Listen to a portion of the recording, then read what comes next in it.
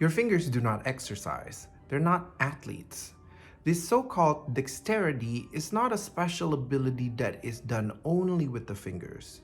Your whole body is engaged. What it is trying to describe is the sound of effortless playing. But it is your ears that need to be exercised, not your fingers. In fact, isolating your fingers from the palms, arms, and the rest of the body is about the worst thing that you could do when learning to master the instrument.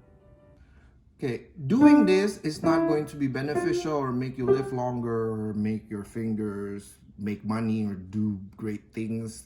It really doesn't do it. First of all, because in order to do that, you have to anchor down somewhere. So it's usually the thumb that's making you heavy. So you're isolating it for no particularly good reason at all. When you walk, you don't swing your leg back first before you move it forward.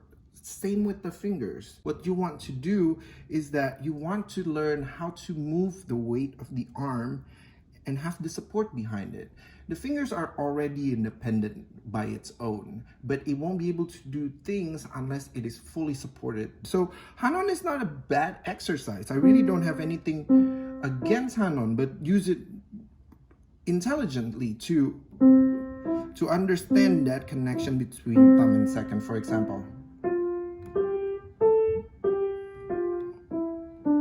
And then see what I did with the fingering. For example, I did 1, 2, 3, 1, 3, 2, 1, 2. Same thing.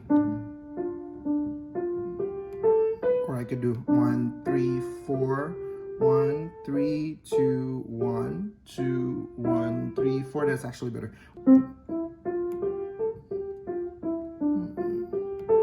And what I'm working on is not exercising my finger.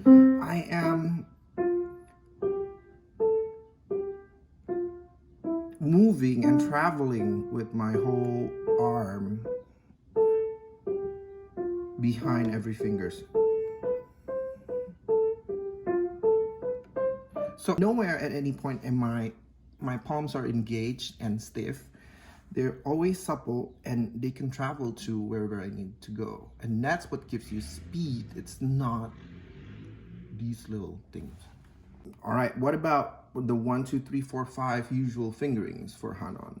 That could also be beneficial, but not if you're doing it without no context or anything. You know, what can help is that if you feel the transfer of weight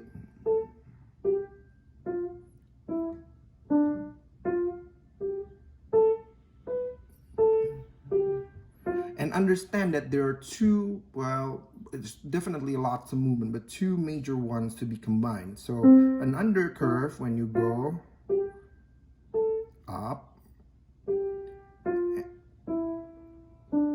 and then I don't like to say an overcurve because that will tend to have people go too high and then you're completely out of touch with the keyboard, but it is a slight overcurve. So you're kind of creating a